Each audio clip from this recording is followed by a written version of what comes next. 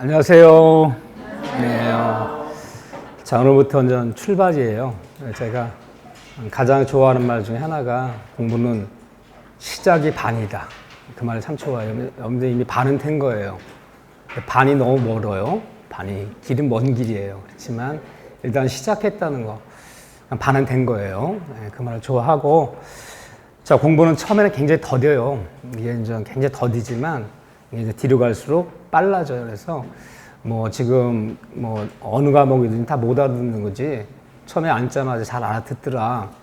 그런 분은 거의 없어요. 그런 분들은 지금이라도 노숙을 가셔서 변호사 시험 도전하셔야 돼요. 그런 사람은 거의 없어요. 그렇지만 자꾸 듣고 가랑비에 옷 젖듯이 매일매일 우리가 이제 어릴 때 보면 콩나물실에 어머니들이 콩 안 치면 물 주잖아요.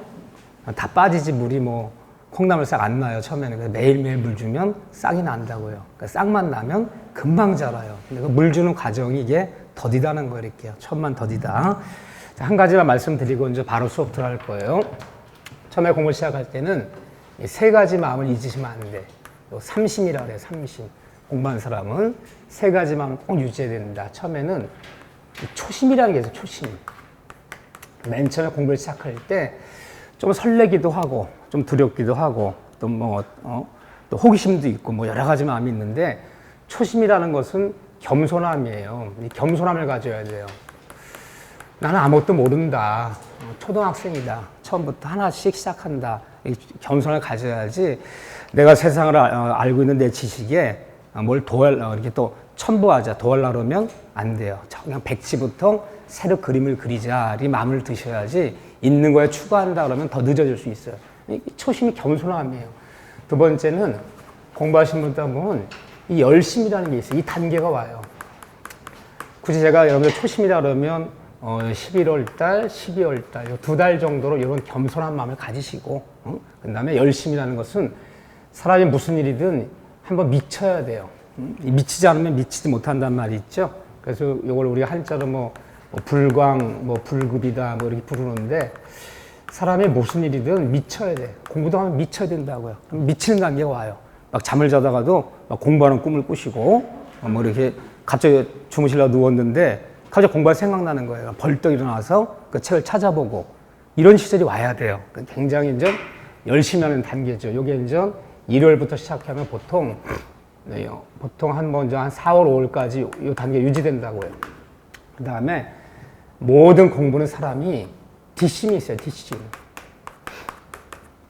사람이 시험이 가까워지면 굉장히 마음이 불안정해지면서 오히려 열심히 했던 마음이 사라지고 오히려 느슨해지기 시작해요. 근데 뒷마무리가 중요한 거죠. 뒷심.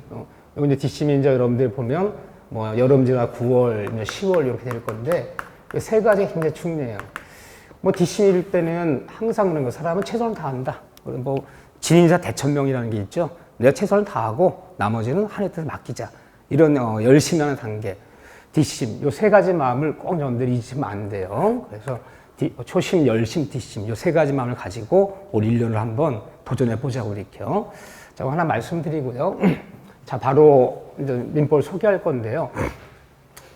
자, 이 민법이란 법은 많은 법 중에서도 굉장히 방대한 법이에요. 그래서 우리 법대 학생들한테 많은 법이 있지만 기본 3법이라는 법이 있어요. 이 세 법이 제일 중요하다 그래서 헌법, 민법, 형법. 이 많은 법 중에서 이 세 법을 3법이라 불러요. 그 중에 한 법이 바로 민법이에요.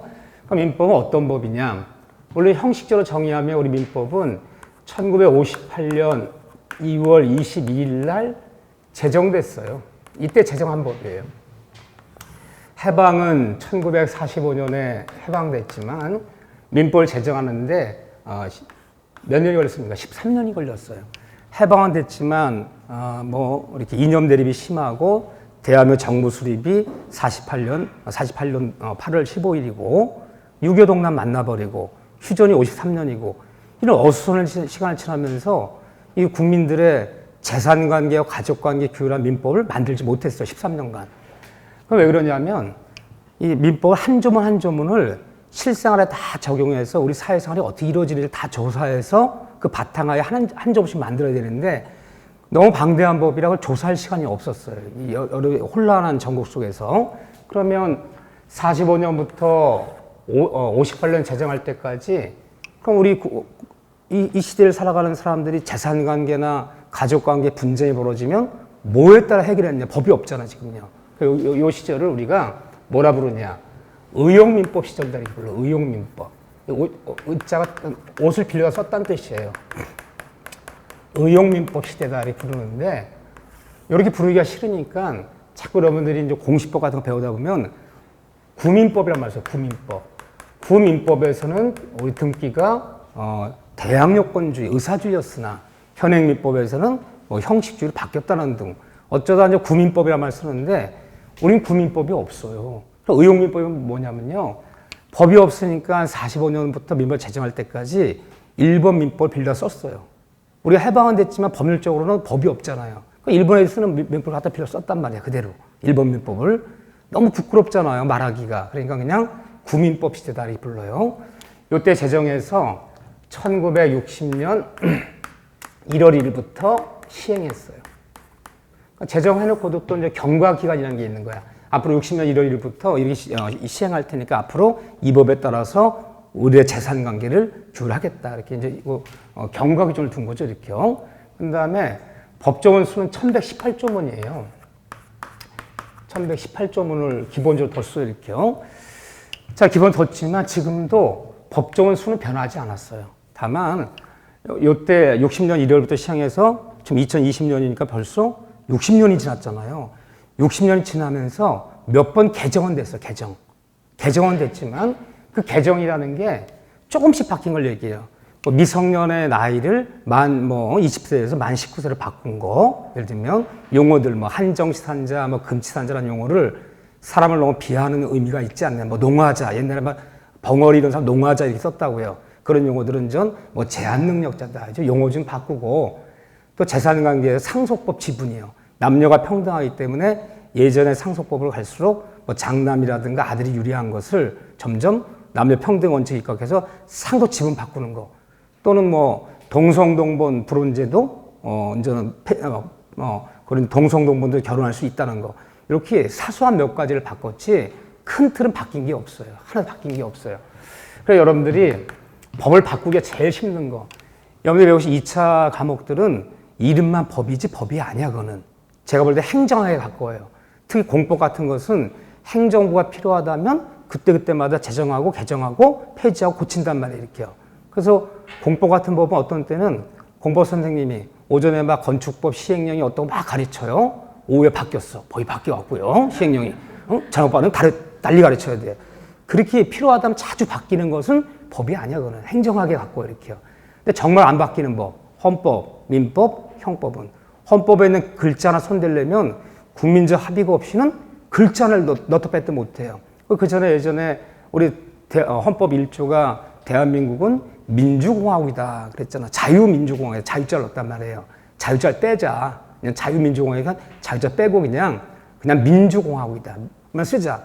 이 단어 하나 뺄 거냐 아닐 거냐 해서 난리가 벌어졌어요. 뭐 국민들뿐 아니라 국회에서도요. 그 글자 하나가 굉장히 중요할 수 있거든요. 형법에서 간통죄 하나 폐지하는데 50년 걸렸어요. 간통죄를 폐지할 것이냐 말 것이냐, 개인의 사생활을 중요시 여길 것이냐, 윤리, 도덕적 관념을 더 중요시 여길 것이냐. 이 논쟁을 몇십 년 하다가 겨우 하나 폐지했어요. 민법 제정할 때 미성년의 나이는 만 19세를 성년으로 한다. 이 나이 한 살 줄이는데 50년 걸렸어요. 그런 식으로 헌법, 민법, 형법은 우리 사회 기초는 큰 세 기둥이야. 글자를 바꾸질 못해요. 그렇기 때문에 개정되는 게 없어요.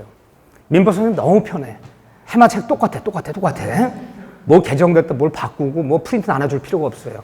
다만 민사특별법이라는 게 있어요. 주택임대보호법, 뭐 상가법, 요즘 많이 뭐 3법이 문제된다 그래서 저랑 동명이인이신 홍남기 부총리 욕 많이 먹어요. 예를 들면. 근데 여러분들 민사특별법은 민법이 아니에요. 그건 민법이 아니고 민법에 관련되는 특별규정이다 그래서 거기는 자주 바뀔 수 있죠. 하지만 민법은 바뀌지 않는다. 한조문도. 자, 이렇게 이때부터 1118조문인데 민법이 어떻게 구성되어 있는가. 우리가 이제 이걸 배우는 건데 민법은 총 5편으로 구성되어 있어요. 우리가 이제 대법전이라서 큰 법전 보면 민법 그러면 그 민법 이런 포트에 들어가면 제1편, 제2편 이렇게 5편 나눠져 있어요. 제1편 그래갖고 여기 이제 민법 총칙이다 이렇게 이름이 붙어 있어요. 총칙. 그러니까 총칙이란 말이 뭐냐면 우리가 이제 이 민법을 배울 때 민법뿐 아니에요. 법을 배울 때 약간 용어들도 제가 다 용어들이 우리가 만든 용어가 아니라 독일말을 일버지 한자로 번역한 것을 우리가 한자 문화권이 음만 따다 읽는다 했잖아요. 음만 따다 읽는데도 불구하고 또 하나 어려운 이유는 뭘 줄여요, 말을 항상. 네 자로 쓸 걸 두 자로 줄이고 이렇게 말을 줄인단 말이야. 그럼 민법 총칙이란 말이 뭐냐면 민법의 총규칙이다. 이 말을 줄인 거야. 그냥 민법 총규칙 그러면 좋을 것을 그냥 이 규칙자를 빼고 그냥 총칙이다. 그럼 민법 총칙은 앞으로 민법을 배울 때 우리가 배우는 모든 용어들, 법률행위가 무슨 뜻이다, 복대리가 무슨 뜻이다, 취소란 무슨 뜻이다, 유동정부란 무슨 뜻이다. 용어들의 개념을 정의시켜요. 용어의 뜻을 가르치는 거야. 또 용어의 개념을 가르쳐드릴게요. 그럼 여기는 뭐 어떤 구체 용어보다도 어떤 개념이라든가 앞으로 민법을 공부하기 위해 용어를 가르치는 파트예요. 그런데 이 민법 총칙 파트는 또 이런 말을 해요. 물론 민법 총칙이 비단 민법의 총규칙일 뿐 아니라 모든 법학의 총규칙이다. 민법 총칙은 민법의 총칙뿐 아니라 모든 법학의 총칙이란 말 많이 써요. 이렇게요. 왜 그런 말 쓰냐면 이 민법 총칙은 여러 가지를 많이 배워요. 우리가. 용어들 많은 걸 배우는데 그 용어들은 민법에 쓰는 용어가 아니라 우리가 법학을 공부할 때 모든 법학에 다 공통적으로 쓰는 용어들이에요. 자, 보세요. 대한민국에서 이 사자들어라는 시험이요. 잘 생각해 보세요. 물론 이제 사자들어라는 시험에는 뭐 기술사도 있고 기능사도 있고 뭐 이런 시험도 있지만 이제 문과 쪽. 한마디로 뭐 책상에 펜 따갖고 움직이는 이런 사자들어라는 시험. 하다못해 뭐 주택관리사다. 여러분들 공인중개사다 지금. 무슨 또 하다못해 뭐 감정평가사다. 만자 사자들아 변리사다. 이 사자들어라는 시험에서 이 민법이 빠진 시험은 없어요. 이런 사자들어라는 시험에서 헌법, 형법이 안 들어가요. 형법 이런 거 안 들어가요. 근데 민법은 다 들어가요. 민법은 다 들어가는데 다 민법을 어디까지 시험을 볼 것이냐. 예를 들어 주택관리사에서는 감정평가 시험에서는 예를 들면 또는 뭐 변리사 시험에서는 민법 어디까지 시험을 볼 것이냐. 이 범위의 차이 있을지언정 민법은 모두 공통적 시험 과목이에요. 근데 공통적 시험 과목 중에서 모든 사자들어라는 시험에서 빠지지 않는 공통점이 뭐냐. 민법 총칙이 시험법에 빠지는 시험은 없어요. 다만 이걸 물권법까지 볼 것이냐, 채권법까지 볼 것이냐, 친족, 뭐 가족권 시험을 볼 것이냐의 차이는 있어요. 범위의 차이는. 근데 총칙은 다 들어가요. 그럼 왜 민법 총칙이 모든 사자들어라는 시험에서 이걸 다 배워야 되는 거냐. 자, 우리가 이제 무슨 일을 하려면 요즘은 뭐 하다못해 내가 아파트 관리소장을 하는 주택관리사를 하려고 해도 시행령이 있고 규칙이 있고 주택관리 규약이 있고 문서로 기록된 뭐가 있단 말이에요. 가면 뭐 공동주택관리령 또 아파트 관리 규약 그럼 문서로 돼 있잖아요. 그 문서로 돼 있는 거 다 읽으면 다 뭡니까 그게? 그 법률 용어예요 그게.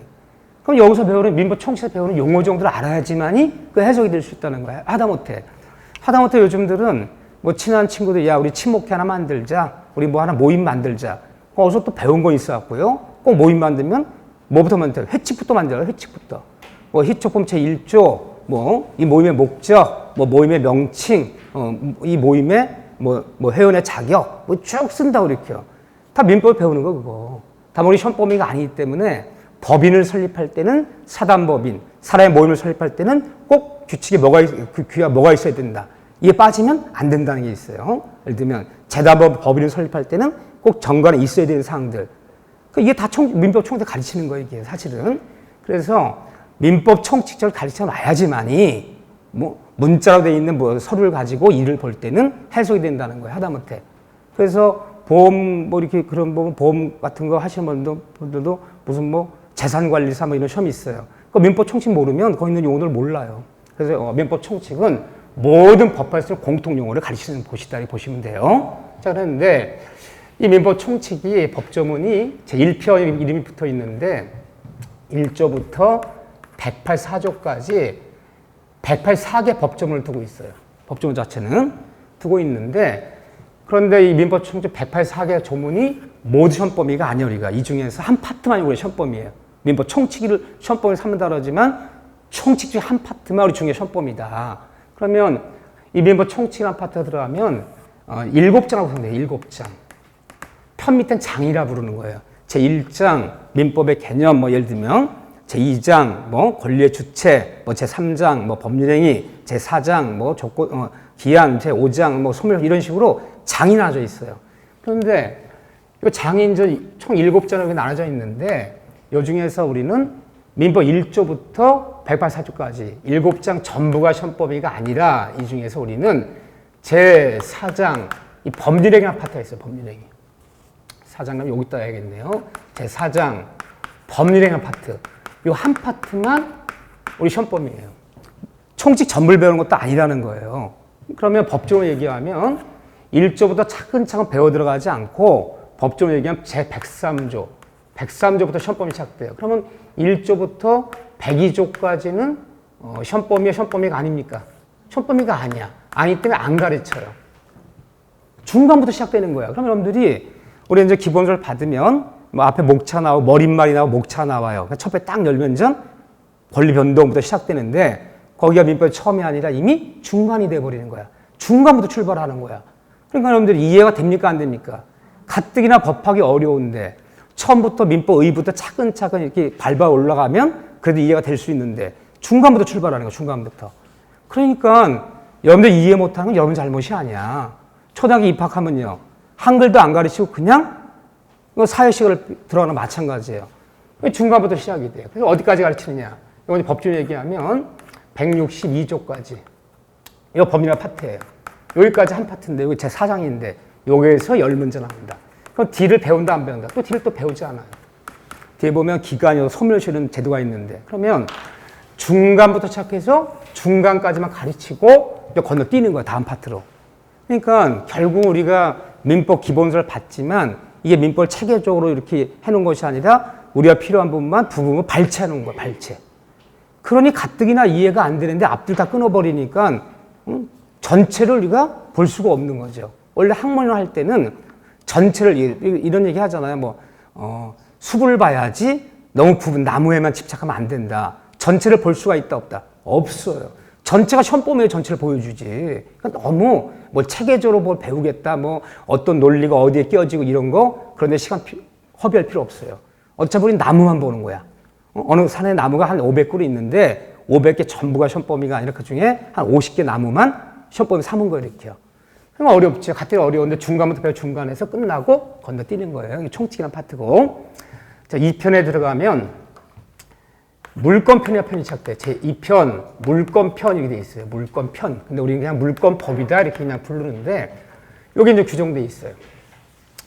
그러니까 물권이란 이 파트는 어떤 파트냐? 물론 법조문은 185조부터 372조까지 188개 조문을 두고 있어요. 이제 물권법이라는 파트, 이 물권편이라는 파트 얘기예요. 근데 우리 물권법은 출제 비중 14문제예요. 자, 14문제 나오고 우리가 이제 네 파트로 나눠질 건데 우리 시험범위가 그 중에서 이 물권편이 가장 중요해요. 그러니까 이다면전 기본서 받고 이제 한 1, 2월 달 기본서 나가면 여러분들 스스로 이제 공부를 책을 봐야 되는 시기가 와요. 그때 우리는 시간만 나면 물권법을 자주 봐야 돼. 물권법을. 이게 가장 실속이 있다.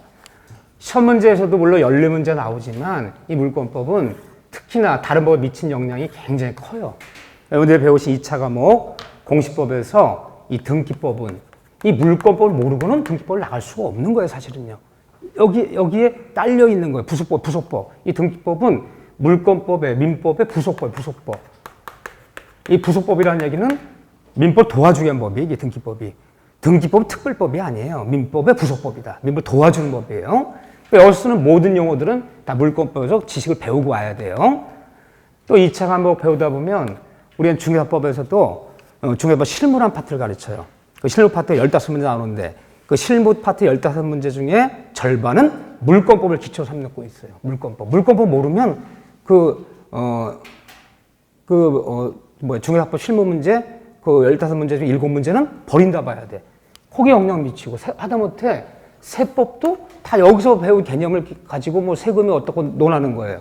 때문에 2차 과목에 미치는 영향이 크다 이게. 크기 때문에 제가 무슨 말을 하려고 그러냐면 이 물권법은 민법의 한 파트가 아니라 한 과목이라 생각하셔야 돼.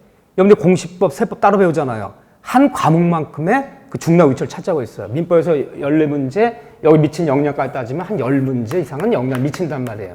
그럼 물권법은 여러분들이 총 200문제예요. 1차 80문제, 2차 120문제 중에서 내가 이 물권법 알면 풀 수 있는 문제가 24문제 넘는다. 그럼 한 과목이지 뭡니까? 공시법 24문제 나오잖아요. 세법 16문제 나오잖아요. 그래서 물권법을 한 과목에 생각하시고 여기를 자꾸 책을 읽으셔야 되는데 이 다음에 이제 여러분들이 교재를 받으시고 공부가 조금 되면 자는 공부해야지 그럼 맨날 첫 페이지 법률행위, 민법 총칙 맨날 여기만 보는 거야. 그거 어렵거든요. 맨 앞에 총칙이 가장 어려워요. 맨날 사람이 공부할 때는 우리 중고등학교 습관이 그렇잖아요. 야, 마음 잡고 이제 공부 책 좀 봐야지. 그러면 어디부터 봐요? 첫 페이지부터. 그러니까 맨날 책을 야간 7, 8할 때 보면 책들 보면 앞에만 손때가 묻어서 새카매. 뒤는 허해. 앞에 읽다 때려쳐버리는 거야. 도저히 안 되겠거든. 이게 될 일이 아니야. 이렇게 하루에 20회씩 읽어갖고 될 일이 아니잖아. 여러분들이 시간 나면 여기를 많이 읽으셔야 돼. 그럼 물권법 어떤 법이냐? 물권법은 아주 쉽게 얘기하면 이 재산법이라고 불러요. 재산. 사람의 재산에 관련되는 이 파트인데 재산법이라고 이게 속칭 부르는데 사람의 재산은 크게 두 가지 재산이 있어요. 법학적으로 보는 거예요. 사람의 재산이 많다는 것은 하나는 물권이라는 재산, 물권 아니면 채권. 크게 두 가지로 분류를 해요. 사람의 재산의 2대 구분이라고 해요. 우리 민법에서. 재산을 크게 두 가지로 분류하면 사람을 분류하는 방식은 여러 가지가 있어요. 사람을 분류해 봅시다. 나이에 따라 분류하면 뭐 어린이, 뭐 유아, 뭐 소년, 청년, 장년이 분류할 수도 있고 또 뭐 인종별로 분류하면 황인종, 백인종, 뭐 흑인종 이렇게 분류할 수도 있고 뭐 아시아인, 유럽인 뭐 이렇게 분류할 수 여러 분류 방식이 있잖아. 그렇잖아. 사람을 분류한 방식 중에서 가장 대표적인 분류 방식 여러 방식 중에서 남자, 여자 이게 분류하는 가장 보편적이잖아요. 재산에는 많은 재산이 있어요. 나중에 배워보면 이 물권이라는 것도 재산이고 채권도 재산이고 사실은 상속받는 권리, 상속권도 재산적 가치가 있는 거야. 재산이에요. 상속도 재산적 가치가 있잖아요. 예를 들면 내가 연금을 받는 연금 청권도 재산적 가치가 있는 거야. 많은 재산이 있지만 크게 두 가지로 분류하면 사람을 많이 분류한 방식이 있지만 대표적으로 분류하면 남자, 여자라 분류하듯이 모든 재산이 이렇게만 분류되는 건 아니야. 하지만 그 대표적인 분류 방식이다.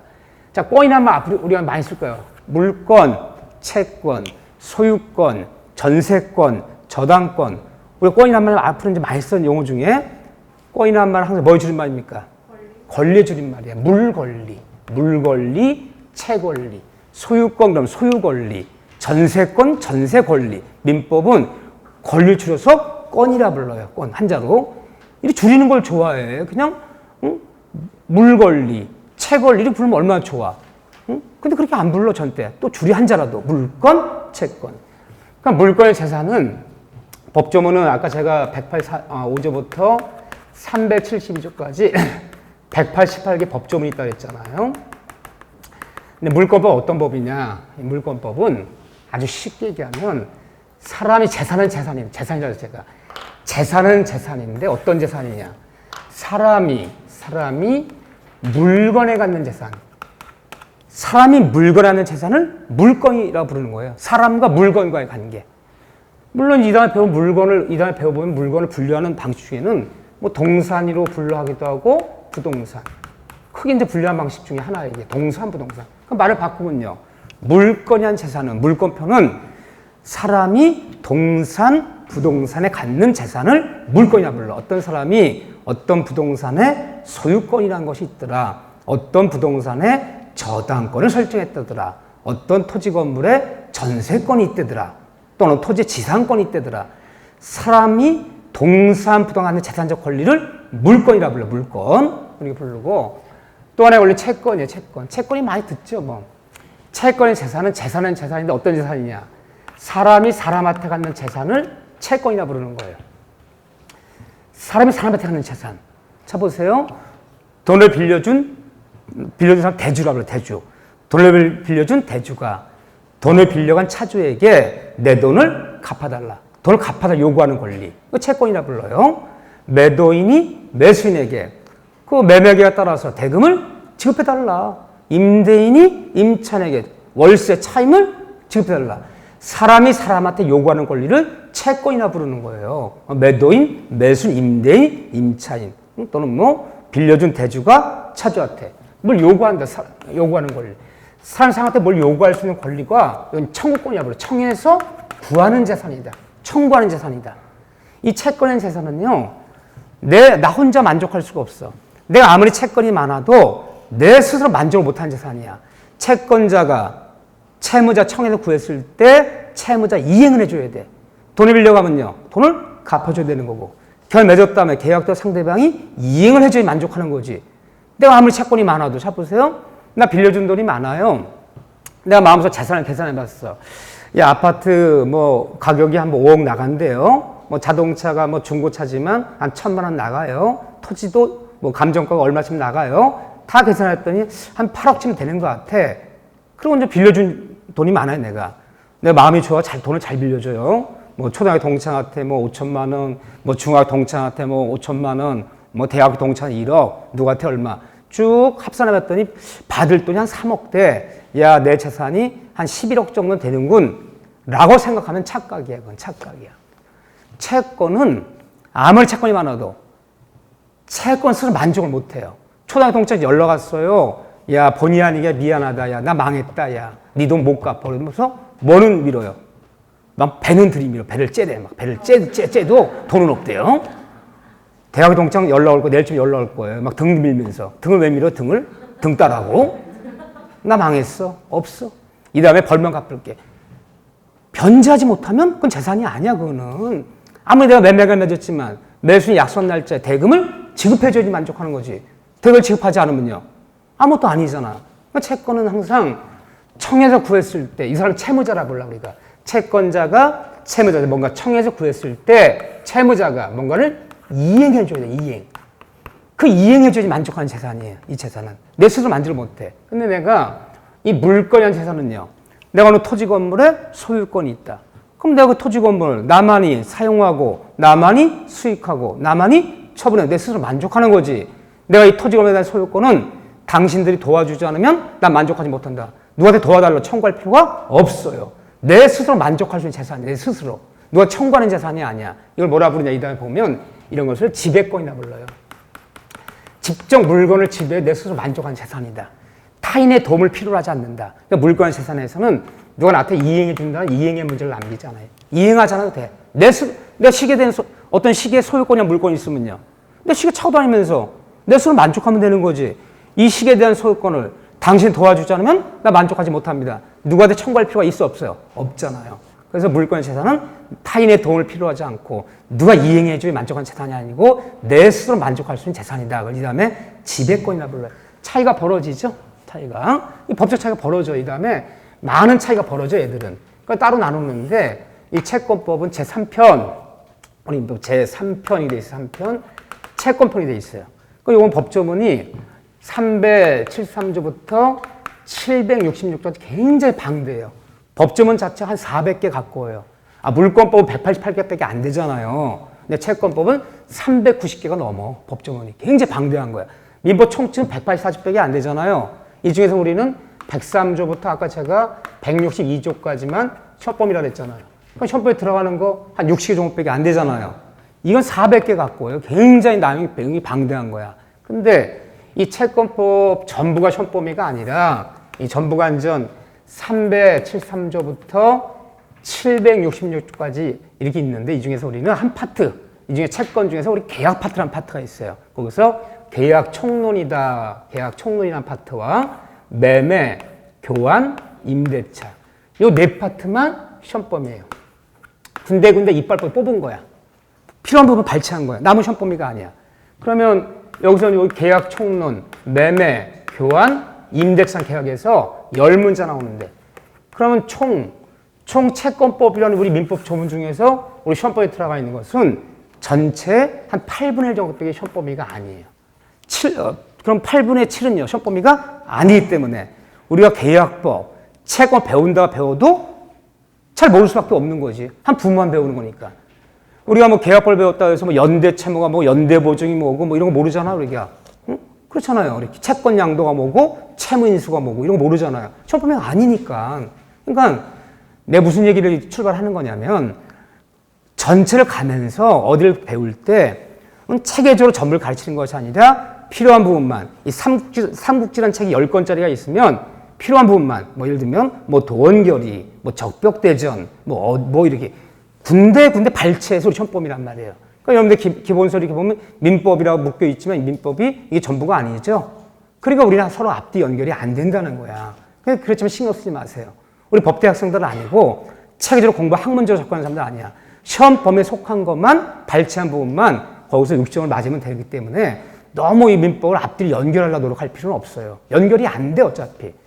자, 그래서 요 정도만 시험 범위에 속해요. 여기 계약 총론, 뭐 매매, 교환, 임대차. 계약법에 가면 우리 민법의 규정 계약의 종류가 15개 계약이 있어요. 요즘 여행계약이라는 게 하나 추가됐어요. 여행계약이. 하도 여행을 많이 다니니까. 그 10달 계약 중에서 3개 계약만 시험범위야. 12개 계약은요. 시험범위 아니기 때문에 도급계약이 어떻고 고용계약이 어떻고 종신정기금, 조합계약 이런 거는 시험범위 아니기 때문에 배우지 않아 이렇게요. 딱 3개만 배운다 여기. 그런 다음에 우리 민법이 제4편 그래갖고 친족편이라 해요. 친족편. 이런 편이 있어요. 친족편은 사람과 사람끼리 관계를 얘기하는 거예요. 여기도. 한번 그냥 쓸 거 없어요. 한번 그래도 안내를 한번 하는 거예요. 누구와 누구는 배우자 관계다. 누구와 누구는 혈족이다. 인척이다. 혼인을 맺어진 게 인척이라 불러요. 핏줄로 이어지면 친족이라 부르고요. 혼인을 맺은 뭐 예를 들면 처남이라든가 이런 애는 인척이고 뭐 육촌동생, 팔촌동생은 그건 친척이고 친인척이라 부르잖아요. 부모와 자식은 일촌관계다. 누구는 방계다. 누구는 존속이다. 비속이다. 그러니까 친족법이라는 게 결국 뭐예요? 왜 사회생활 때 사람과 사람끼리 관계를 말하는 거, 관계를 규정하는 거예요. 관계를 누구는 방계, 친족, 혈족, 뭐 인척, 뭐 존속, 비속, 뭐 사촌, 뭐 육촌, 팔촌 계산하는 법. 여기 이제 친족법이라는 법에 다 규정돼 있어요. 이게요. 뭐 혼인은 어디까지는 혼인하지 못하고 뭐 누구는 혼인할 수 있고 이게 다 규정돼 있어요. 이게요. 그 다음에 제5편 그래갖고요. 이게 5편이 돼 있어요. 5편 그래서 상속편이에요. 상속편이 마지막에 있어요. 사람이 돌아가시면 이 죽은 사람의 돌아가신 분의 재산을 이 사람의 재산을 누가 어떻게 분배할 것이냐. 이 상속 파트가 나와 있어요. 이 5파트예요. 민법이. 자, 1편 민법 총칙, 2편 물권법, 3편 채권법이라 불러요. 채권법. 제3편. 제4편 친족편. 제5편 상속편인데 여기는 시험 범위가 아니기 때문에 전혀 손을 대지 않아요. 여기는. 그러면 총 5편 중에서 민법 총칙 중에서 민법 총칙이 총 7장에 되어 있는 편 중에 제4장 한 장만 시험 범위고 물권법은 대부분 시험 범위에 들어가요. 물권법은 전체로 뒤따르면 대부분 시험 범위에 들어가고 여기서는 질권이라는 게 있어요. 질권. 이것만 제외해요. 질권. 물권 중에 질권은 시험 범위가 아니에요. 그러니까 질권이 뭐냐면요.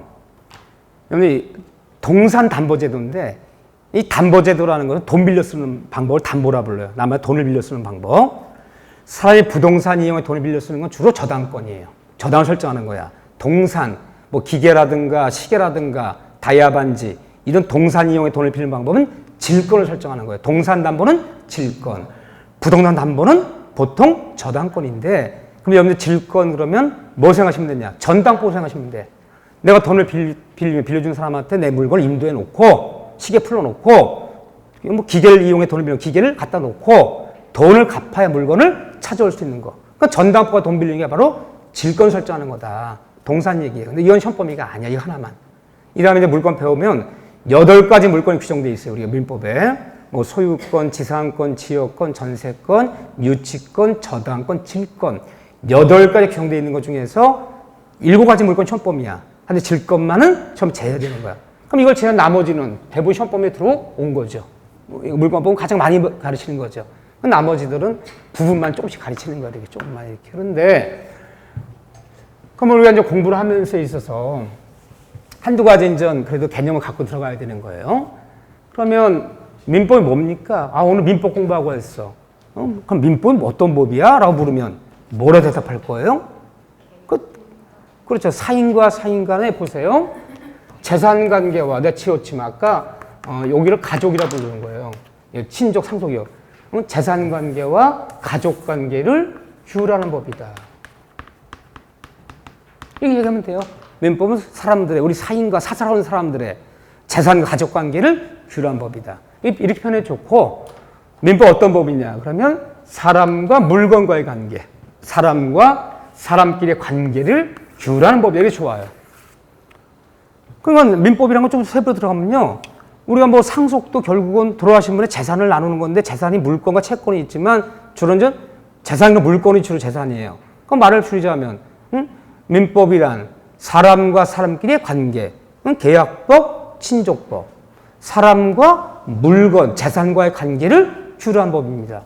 이게 좋아요. 사람과 사람끼리의 관계 또는 사람과 물건과 관계를 규율한 법이다. 이 정의도 좋고, 그렇죠? 또 민법은, 대한민국 민법은 총 5편으로 이루어진 법이다. 이 정도는 기억하셔야죠, 이렇게요. 그래도 우리가 상식적으로. 또 우리 민법은 총 1118조로 규정되어 있고, 시행은 60년 1월 1일부터 시행되는 법이다. 이렇게 형식으로 볼 때는. 자, 저렇게 정리를 하면 되는데, 그런데 이제, 교과 순서가 이제, 요거 말고 이제 빠진 게 특별법이잖아요. 그럼 결국 우리 시험 범위가 민법, 총치, 줄여서 그냥 민총이라고 불러요. 민법, 총치, 물권법, 계약법이라고 부르는데 보통 채권법이라고 부르는데 계약법이라고 많이 불러요. 네, 채권 전부 시험 범위가 아니라 그 중에 채권법 중에 계약 파트만 시험 범위에서 그냥 줄여서 계약법, 계약법, 뭐 채권이라고 부르죠. 채권법. 그 다음에 민사 특별법이라는 게 있어요. 이 민사특별법은 민법이 아니에요. 여기에 규정되어 있는 법이 아니에요. 관련되는 거야. 중경을 볼 때 민법은 아니지만 중경을 볼 때 이런 법률들은 알아야 우리가 중경 볼 수 있는 거 아닌가. 관련되는 법이다. 그래서 이름을 그냥 특별법이라 민사특별법 붙인 거예요. 여러분이 잘 아시는 주택, 임대차, 보호법. 그렇죠? 상가, 임대차, 보호법. 또 공동주택 같은 거, 뭐 아파트, 연립, 빌라들 많이 중개해야 되잖아요. 그걸 알기 위해서 우리가 집합건물법이다 그래. 집합 건물에 관한 법률, 집합건물법. 용어 쓸 줄 알아야 돼. 전유분이 뭔지, 공용물이 뭔지, 아파트 대지권이 뭔지, 아파트 재건축이 뭔지, 관리단이 뭔지, 입주 대표회가 하는 일이 뭔지, 관리인이 뭔지. 이거 알아야지 공동주택 중개하는 거 아닌가? 아파트 사무실, 상가 건물에서 중개 사무실 할 수 있잖아요. 관리비는 어떻게 되는 건지, 연체된 관리비는 뭐 승계되는 건지, 매수인에게 등등등. 이런 것 좀 가르치기 위해서 이거 나와요. 뭐 이런 거야 뭐 당연히 뭐 중요한 법이고 이미. 그 다음에 실명법이라는 법이에요. 실명등기법. 주로 실명법이라고 부르는데 한마디로 부동산 뭐 하지 말자? 명의시탁하지 말아라. 항상 금융실명제에 이어서 모든 통장은 자기 명의로 남명의로 하지 말아라. 금융실명제에 이어서 부동산 실명제라 불러요. 왜? 다 탈세 투기 때문에 남의 명의로 막 등기하잖아요. 이렇게요. 또 자금 세탁하기 위해서 남의 명의로 막 예금 통장 만들잖아요. 그래서 어떤 탈세 투기를 방지하기 위해서 부동산은 실명의로 등기해. 남의 명의로 등기하다 걸리면 뭐 하겠다? 작살내겠다. 아주 그냥. 이거 실명법. 이 네 법을 외우고 그 다음에 전 가등기 담법이라서 가담법이라고 불러요. 특별법이라고 부르는데 이 가담법은 좀 연세가 있으신 선생님들은 좀 아셔요. 근데 젊으신 분들 듣도 보도 못한 얘기예요. 양도담보다 매도담보다 담보등기다. 돈 빌리는 방법인데 예전에 60년 70년대 우리 은행돈 어디서 갔습니까? 은행돈은 은행이 어디서 은행이? 응? 그러니까 다들 누가 사채업자가 돈 빌릴 때 땅 문서 갖거라, 집 문서 갖거라. 그런 말 써요. 그 돈을 못 갚으면요.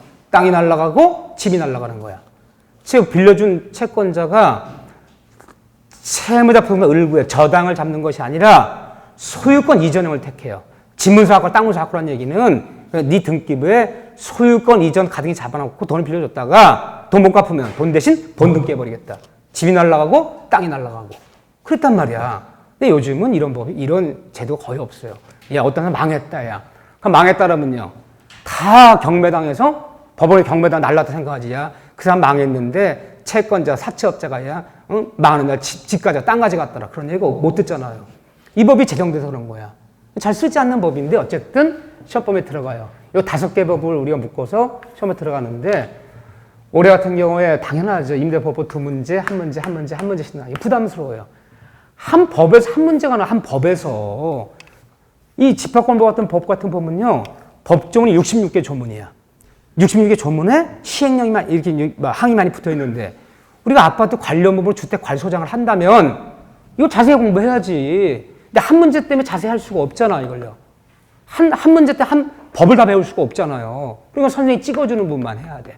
근데 뭐, 결론적으로 얘기해서 올해 여기 좀 어렵게 나왔어요. 우리 시험 문제가 선생들이 모여서 야, 이거 뭐 수업 시간에 가르칠 때 여기까지는 가르칠 수가 없어. 다시 시간을 줘도 하는 문제 좀 예상치 못한 문제라는 거죠. 우리 전혀 예상하지 못한 문제가 세 문제 나왔는데 세 문제가 전부 여기서 나왔어. 그럼 어렵게 내려면 끝이 없다는 거지. 한 법인데 한 법에서 깊게 들어가면요. 알 수가 없죠, 우리가. 그렇지만 그렇지 않다면 평소에 이 정도 수준까지 나온다. 여기 주로 딱 찍은 부분만 암기해서 한다고요. 근데 문제는 이 민사특별법은 공부를 좀 늦게 시작하는 거예요. 왜냐면 민법을 좀 알아야지만이 민법의 용어들을 알아야지만이 이걸 알아듣기 시작해요. 그러니까 어떻게 보면 우리가 그러잖아요. 뭐 덧셈, 뺄셈, 나눗셈, 곱셈이 있지만 뭐가 제일 어려워요? 애들이 배울 순서가.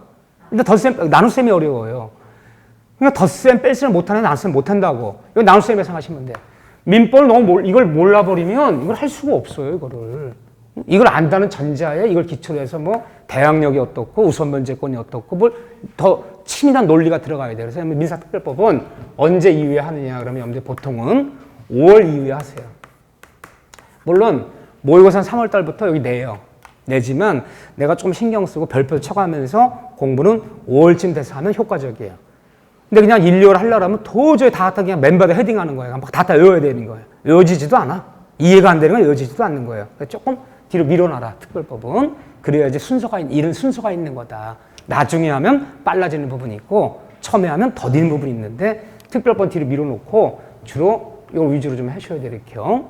그런데 최근에 제가 3년치만 놓고 볼게요. 뭐 29회, 30회, 31회.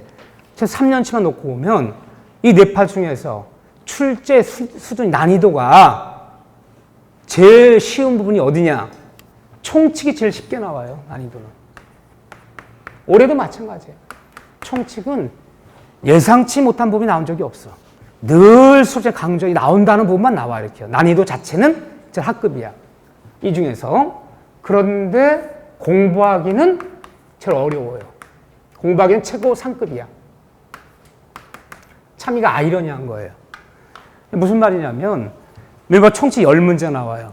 그러면 내가 민법 공부 40문제 10문제라는 것은 내가 민법 공부할 때 4시간을 공부한다면 1시간만 투자하면 되는 거지. 그게 효율적이잖아요. 그 문제 출제 비중에 맞춰서 시간을 투자하는 거잖아요. 근데 그렇게 안 돼요. 총칙 10문제에 불과하지만 그 내용들이 추상적으로 어려워서 공부 시간은 내 민법 공부에 약 3분의 1 이상 투자해. 총칙 어려워서 뭐 대리, 복대리, 법률행, 의사표시 워낙 용어들이 까다롭거든요. 참 그래서 공부하기는 가장 시간을 잡아먹지만 난이도 자체는 이 네 파트가 가장 쉽게 나와요. 의외로 이 총칙이 올해도 마찬가지. 예상치 못한 부분이 거의 없어요, 이건요. 여기는. 근데 문제는 물권법이 가장 시간을 많이 잡아먹는다 봐야 돼요. 출제 비중 난이도도 점점 좀 상급으로 나오고. 우리 첫 문제는 물권법이 걸린 거야. 이 물권법은 왜 물권법이 저 어려지냐면 우리 부동산 중개업을 본다는 게 보통 남의 부동산, 토지 건물을 다루는 거잖아요. 주로 뭘 다뤄요, 주로?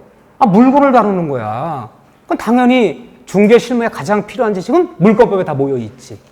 그러니까 물권법이 점점 어려워진다는 얘기가 점점 판례라든가 많은 사례 위주로 자꾸 좀 난이도가 깊이 들어간 편이야.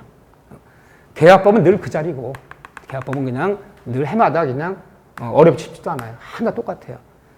올해 시험이 조금 어려운 편이었어요. 굳이 말하자면 작년이 있고 올해가 있다. 30회가 있고 31회, 여기 32회죠.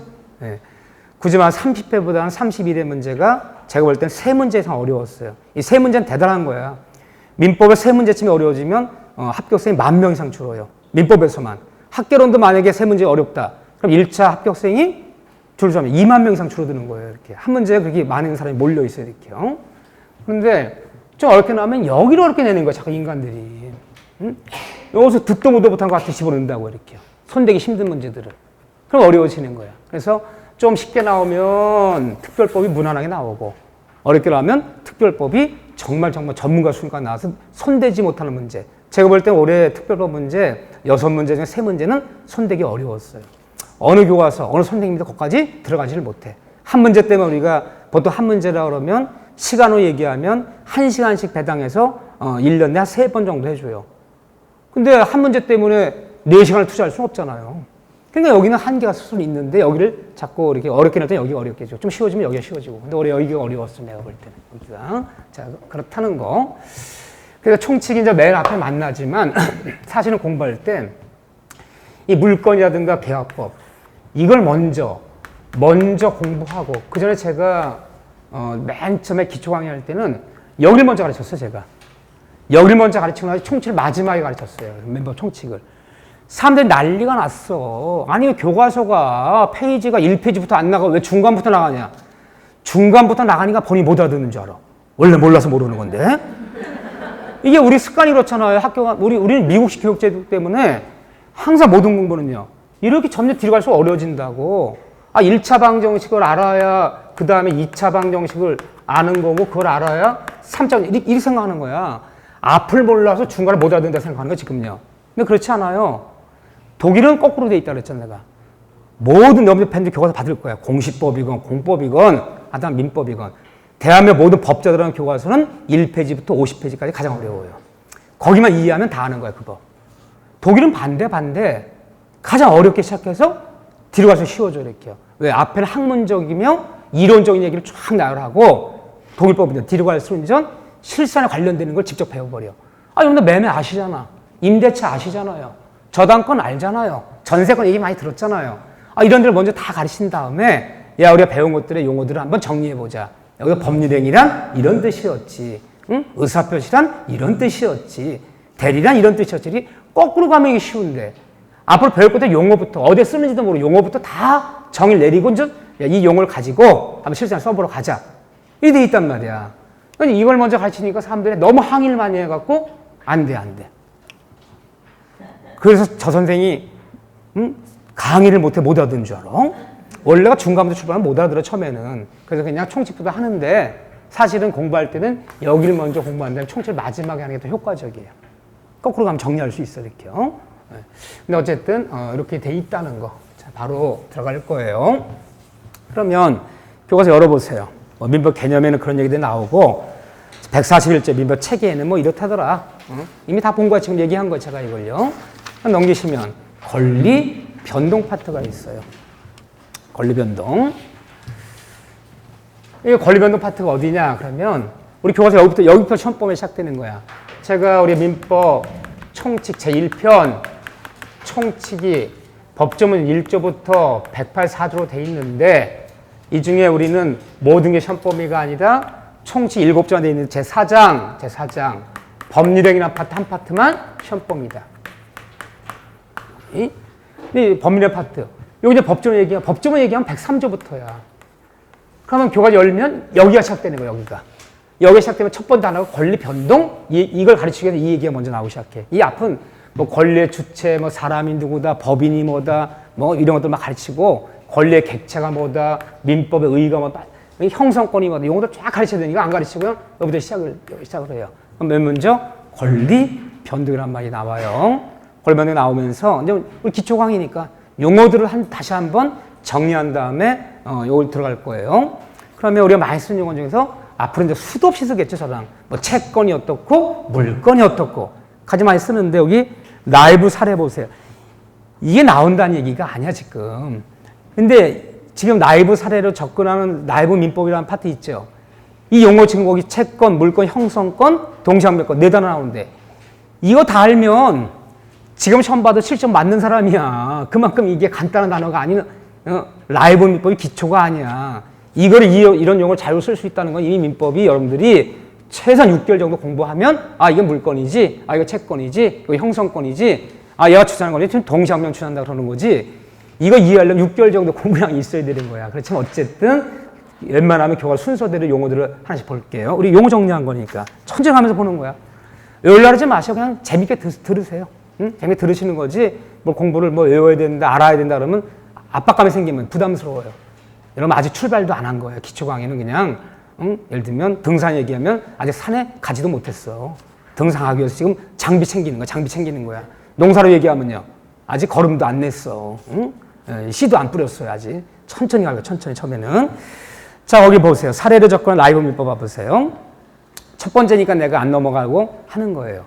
자, 갑솔 상가를 임차인에게 보증금 1억 원, 월세 100만 원에 임대계약을 맺고 임대를 줬어요. 그러면 임대차 계약 보세요. 임대차 계약이 맺어졌는데 우리가 항상 건물주를 뭐라 불러요? 그렇지. 난 이것도 헷갈려. 어떤 때는 임대인. 그냥 건물주 이렇게 안 불러. 임대인. 세입자를 뭐라 불러? 세입자란 말이 어디 있나요? 법조문에. 임차인이 불러요. 이것도 쉬운 얘기가 아니야. 어떤 때는 헷갈릴 수 있어요. 잘 쓰는 얘기가 아니기 때문에. 건물주, 임대, 임차인끼리 임대 계약이 맺어지면 이 두 사람끼리 어떤 권리가 발생하나 보세요. 그러니까 임대인은 임차인, 이 계약이 성립하면 보증금 얼마에 월세 100만 내기로 하자. 계약 성립하면 임대인 임차인에게 어떤 채권이 발생하냐. 채권이라는 게 제가 뭐라 했어요? 사람이 사람한테 요구하는 권리를 채권이라는 거야. 그 요구하는 권리가 많아 재산은 많은 거이겠네요. 그러면 임대인이 임차인한테 뭘 차임을 월세를 지급해달라. 월세를 지급해달라. 약속한 날짜에 차임 지급 청권이라는 권리가 발생해요. 청에서 구하는 권리가 발생해요. 이게 채권이에요. 사람한테 요구하는 권리를 채권이라 부르잖아요. 돈을 빌려준 사람이 빌려준 사람한테 돈을 갚아달라. 임대 임차인 차임을 지급해달라. 매도인이 매수인에게 대금을 지급해달라. 사람한테 요구하는 권리를 우리가 채권이라 불러요. 우리 채권은 청구권이라 불러 보통. 청에서 구하는 재산이다 이렇게 불러요. 그러면 임차인도 임대인에게 채권이 발생하나요? 물론 임대인이 임차인한테 채권이란 권리가 채권리가 발생해. 임차인도 임대인한테 권리가 있죠. 무슨 권리가 있나요? 그렇죠. 약속한 날짜에 목적을 인도해달라. 내가 사용할 수 있게끔. 수선, 수리해달라. 유지관리해달라. 누가 사용을 방해하면 방해를 제거시켜달라. 그럼 임대인도 임차인의 임대계약 동안에는 임차 목적을 유지관리하고 수선, 수리해줄 의무가 있는 거고 안 해주면 해달라 요구할 권리가 발생하죠. 그럼 얘도 채권이 발생하는 거야, 여태. 그러니까 어쨌든 이렇게. 이거 채권이라 부른다, 이런 것들을. 자, 그런데 임대인이 임대준 상가 건물을 임대 줬어요.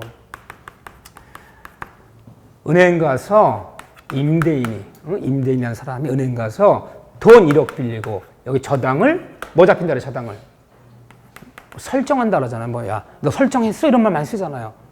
돈 1억 빌리고 금융기관 앞으로 저당을 잡아주는 거, 저당을 설정해 줬어요. 이 설정해 주는 것은 이거는 물건이라 불러. 이 다음에 보면 저당 설정해 주는 건 소유권, 지상권, 어느 부동산에 소유권, 지상권, 지역, 저당권 뭐 이런 것들은 우리가 물건이라 불러요. 물건. 그럼 이 저당권자는 사람과 관계없어. 이 사람과 관계없는 거야. 약속한 돈을 안 갚으면요.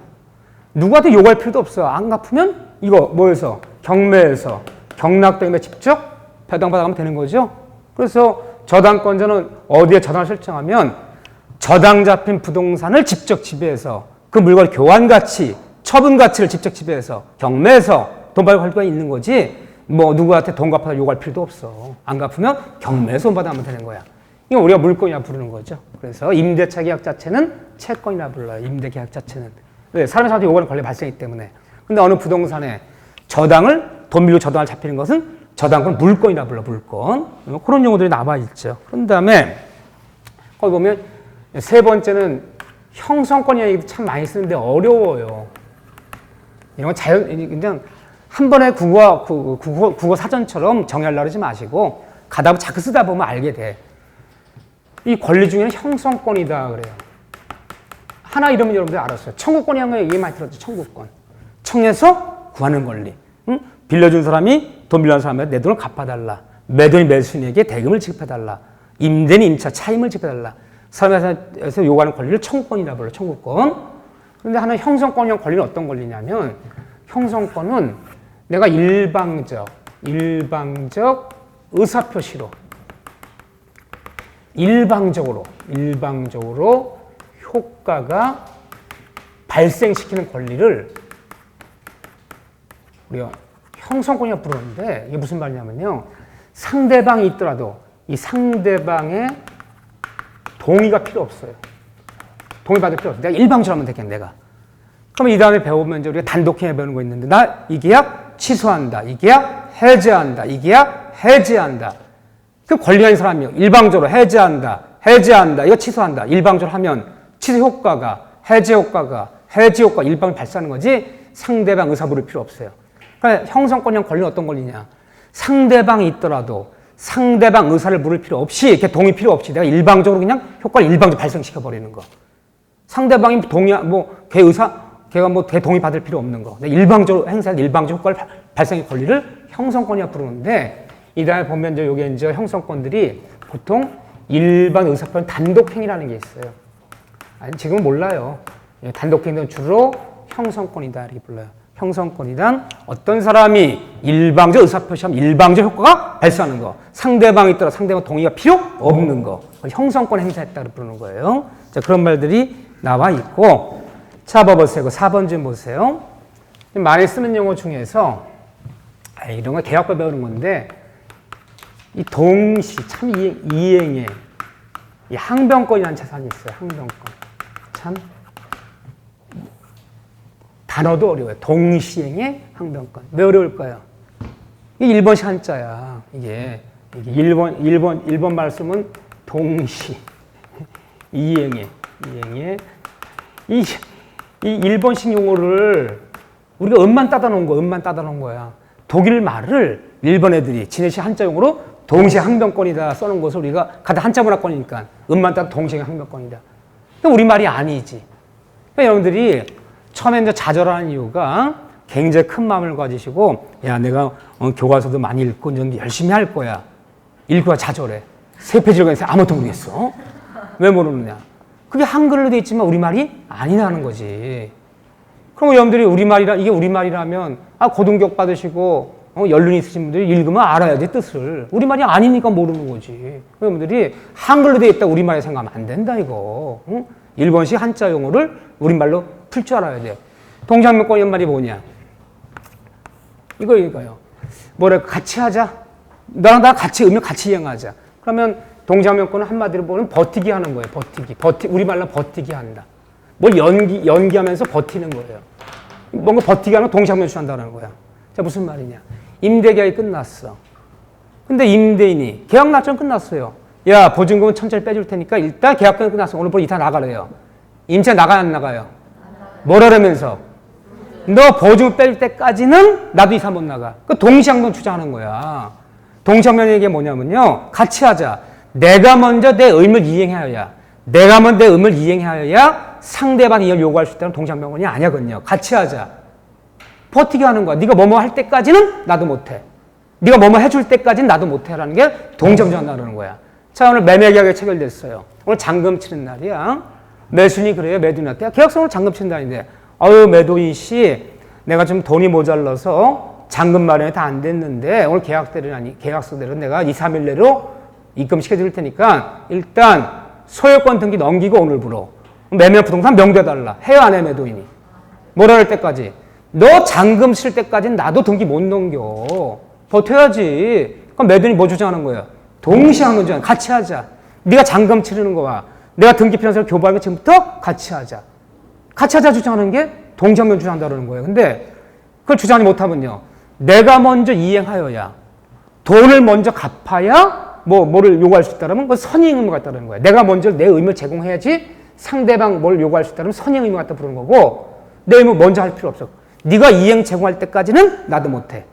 같이 이행하자 하는 거 동시항변 주장한다는 거예요. 한마디로 상대방이 자기는 자기 의무를 제공하지 않은 채, 지 의무를 제공하지 않은 채 나에게 이행을 요구했을 때, 네가 뭐뭐 할 때까지는 나도 못해. 같이 하자. 동시항변 주장한다는 거야. 매매계약 맺었을 때 매수인이 잔금 치르는 거와 매도인이 소유권 이전에 필요한 교부하는 거 서로 동시항변할 수 있고, 임대계 끝났을 때 집주인이 보증금을 빼주는 거와 세입자가 임차 목적물을 반환하는 것은 서로 동시항변관계가 있고, 내가 먼저 집을 먼저 이사 나가야 보증금 반환 요구할 수 있다면 그건 동시항변이 아니지. 선의임이 있다는 거지. 집주인이 먼저 보증을 빼줘야 임차를 반환 요구할 수 있다라. 그럼 동시항변이 아니지. 그건 선의이라는 거지. 근데 내가 먼저 이행하는 거지. 같이 이행하자. 이것이 세상살이 할 때 뭐하다는 거예요? 공평하다는 거야.